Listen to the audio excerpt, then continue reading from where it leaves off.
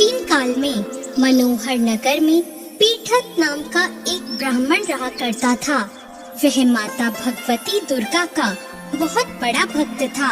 उसकी एक बहुत ही सुंदर कन्या थी जो संपूर्ण सद्गुणों से युक्त थी।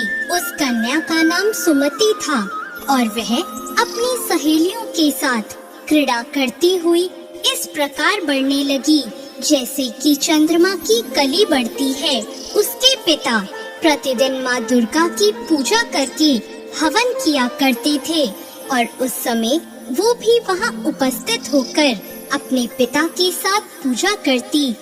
एक दिन सुमति अपनी सहेलियों के साथ खेल में लग गई और भगवती के पूजन में उपस्थित नहीं हो पाई। उसके पिता को अपनी पुत्री की ऐसी असावधानी देखकर बहुत क्रोध आया और उन्होंने अपनी पुत्री से कहा, अरे दुष्ट पुत्री, आज तूने भगवती का पूजन नहीं किया।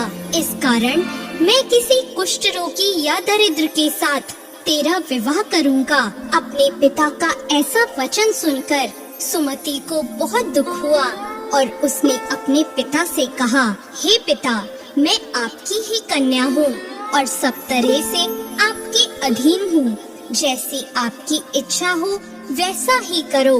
आप चाहे मेरा विवाह किसी से भी कर दो, पर होगा वही जो मेरे भाग्य में लिखा है। मेरा अटल विश्वास है कि हम जैसा कर्म करते हैं हमें उसी के अनुसार फल मिलता है, क्योंकि कर्म करना मनुष्य के अधीन है और फल देना ईश्वर के अधीन है। अपनी कन्या के इस प्रकार के वचन सुनकर ब्राह्मण ने गुस्से में अपनी कन्या का विवाह एक कुष्ठ रोगी के साथ कर दिया और बहुत क्रोधित होकर अपनी पुत्री से कहने लगा, हे पुत्री, अपने कर्म का फल भोगो और देखते हैं तुम अपने भाग्य के भरोसे रहकर क्या कर पाती हो। पिता के ऐसे कड़वे वचन सुनकर सुमति के मन में विचार आने लगा कि मेरा बहुत दुर्भाग्य है कि मुझे ऐसा पति मिला। इस तरह अपने दुख का विचार करती हुई वह कन्या अपने पति के साथ वन में चली गई और उन्होंने उस वन में वह रात बहुत ही कष्ट से बिताई। उस गरीब बालिका की ऐसी दशा देखकर माता भगवती उसके पूर्व पुण्य कर्मों के प्रभाव से प्रकट हो गई और उन्होंने सुमति से कहा, मैं तुझसे बहुत प्रसन्न हूँ।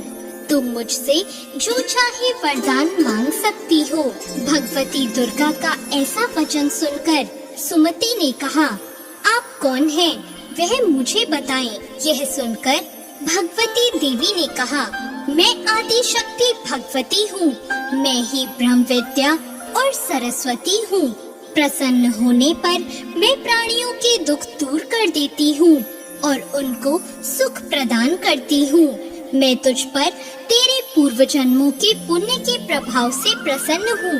तुम्हारे पूर्व जन्म में तुम एक भील की पत्नी थी और बहुत ही पवित्र औरत थी। एक दिन तेरे पति निषाद ने चोरी की। चोरी करने के कारण तुम दोनों को सिपाहियों ने पकड़ लिया और ले जाकर जेल खाने में कैद कर दिया। उन लोगों ने तुमको और तुम्हारे पति को भोजन भी नहीं दिया। इस प्रकार नवरात्रि के दिनों में तुमने ना तो कुछ खाया और ना ही जल पिया। इस प्रकार 9 दिनों तक नवरात्र का व्रत हो गया।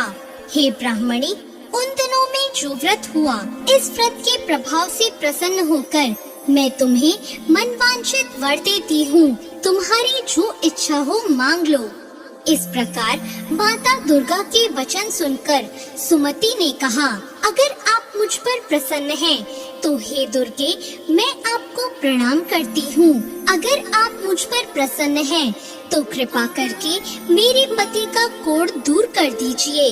देवी ने कहा, उन दिनों जो व्रत तुमने किया था, उस व्रत का एक दिन का पुण्य पति का कोढ़ दूर करने के लिए अर्पण कर दो। उस पुण्य के प्रभाव से तेरे पति का कोढ़ दूर हो जाएगा। इस प्रकार के वचन सुनकर सुमति बहुत प्रसन्न हुई और उसका पति निरोग होकर बहुत ही सुंदर और कांतिवान हो गया।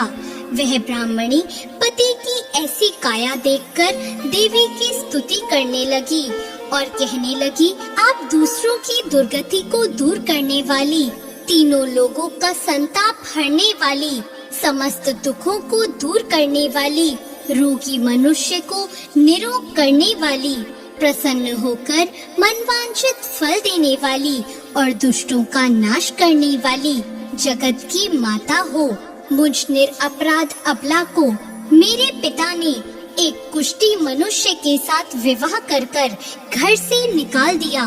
पिता के तिरस्कार से मैं वन में घूम रही हूँ और अब आपने मेरा उद्धार किया है। हे देवी, मैं आपको प्रणाम करती हूँ, आप मेरी रक्षा करना। सुमति की ऐसी स्तुति सुनकर देवी बहुत प्रसन्न हुई और उन्होंने उसको अति बुद्धिमान, धनवान, कीर्तिवान और जितेंद्रिय पुत्र शीघ्र उत्पन्न होगा ऐसा वर दिया। तो इस प्रकार देवी भगवती ने सुमति पर कृपा करी। जैसी कृपा माता ने सुमति पर करी, ऐसी कृपा वो सब पर करे। जय माँ दुर्गा।